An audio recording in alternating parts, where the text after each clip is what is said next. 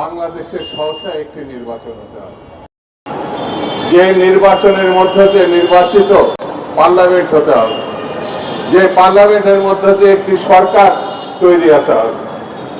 এই সরকার এবং নির্বাচিত বাইরে কেউ যদি কোনো কিছু মনে করে চাপিয়ে দেবেন সরকারের বা জনগণের উপরে, এটি গ্রহণযোগ্য হবে না এবং এটি ঠিক হবে না।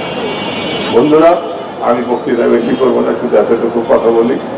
আমরা সরকারকে সমর্থন দিয়েছি গণতন্ত্রের প্রশ্নে, আমরা সরকারকে সমর্থন দিয়েছি, টিকিয়ে রেখেছি একটি ভালো নির্বাচনের জন্য। আমরা সরকারের কাছে প্রত্যাশা করি ভালো নির্বাচনের জন্য স্বল্প সময়ের মধ্যে যা যা করার সেগুলো উদ্যোগী হয়ে আপনি সিদ্ধান্ত নেবেন, সেটার প্রতি আমাদের সমর্থন থাকবে। মহল বিশেষ মনে করছে নির্বাচন হলে তাদের কোনো ভবিষ্যৎ নাই, এই জন্য বিভিন্ন রকম মুখরোচক কথাবার্তা বলে নতুন নতুন দাবি সামনে এনে নির্বাচনকে প্রলম্বিত এবং ঠেকানোর চেষ্টা করছে। এদেরকে আমি বলবো তারা বোকার স্বর্গে বাস করছে। কারণ বাংলাদেশের মানুষ গত 16 বছর 17 বছর ধরে আন্দোলন করেছে নিজের মতামত এবং অধিকারকে রক্ষা করার জন্য।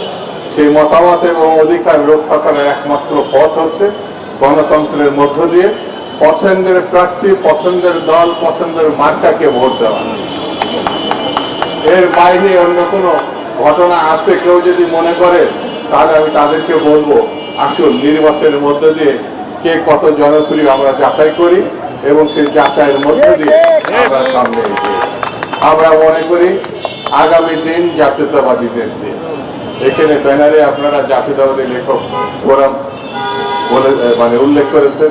আমি আপনাদের ধন্যবাদ দিই এই কারণে যে জাতীয়তাবাদ ছাড়া কোনো বিকল্প নাই, বিকল্প থাকলে সেটি